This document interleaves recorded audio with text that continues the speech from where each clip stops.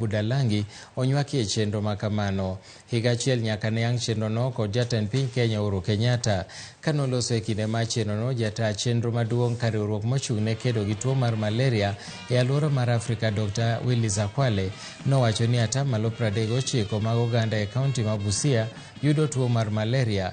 Dr. Akwale wacho ni jokanyo onego nywaki mar kedo kendo tieko tuo mar malaria chutho.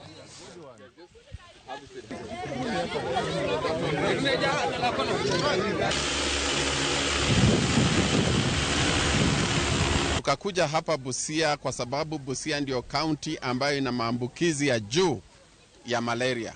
Asilimia karibu 39 ya wananchi ukipima damu utakuta wamebeba ile maambukizi ya malaria kwenye damu. Msitu sehemu kubwa katika nyika pale kuna wanyama na nyoka, na tukalete teknolojia hii ya drone ambayo inaweza beba lita 20, na vile hiyo drone inapiga picha, inajua pale maji iko na pale umbu inazaana. If we test the 200 people here, about 20% of that 200 people will be positive. They might be walking around, they will be positive for malaria. So I think this initiative is just the beginning of an initiative we want to do around Kenya, where malaria is very endemic.